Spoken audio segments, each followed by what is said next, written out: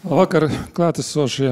Es arī nesaprotu to tādu ekonomiskā jomā valsts bankrotu, jo valsts bankrots šobrīd, manuprāt, ir sekas tam, ka mūsu valsts pārvaldes iekārta ir nonākusi neapskaužamā situācijā. Principā viņa jau ir bankrotējusi.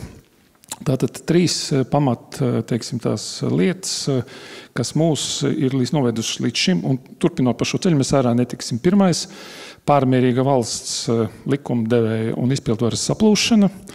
Otrais – tā ir politiskās valdības, kuras mums ir regulāri, un kāpēc mēs no politiskām valdībām sagaidām profesionāli pieņemtus kaut kādus lēmumus. Un trešais ir pilnīgs disbalanss valsts pārvaldē starp pienākumiem, pilnvarojumiem, atbildību, kontroli un motivāciju. Tā kā, ja mēs skatāmies uz no tāda, skatu punkta, ja attiem bišķiņ tālāk, patiesībā sakot, valsts pārvalde šobrīd nonāk uz situāciju, ka viņi vienkārši nevar normāli vairāk funkcionēt. Ja?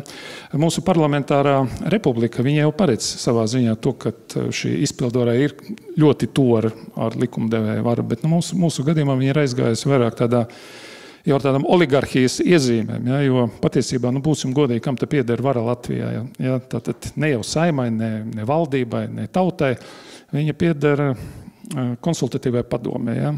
Tas ir tāds orgāns, kas ir izveidots. Viņš nav antikonstitucionāls, viņš vienkārši ir izveidots. Konstitūcija viņa neparedz veidot jau visu, ko var, bet tur tiek pieņemt lēmumi, kāds būs budžets, kas būs Air Baltica vadītājs, kas būs Latvijas bankas vadītājs, un kas ir tie cilvēki, it kā pat protokoli viņiem ir jāraksta. Kurš ir redzējis tos protokolus, ko viņi ir rakstījuši un tā tālāk. Tātad tā ir problēma. Ja mēs skatāmies uz valsts pārvaldes, to politisko pusi, jā, paldies, kaut kad citreiz. Paldies.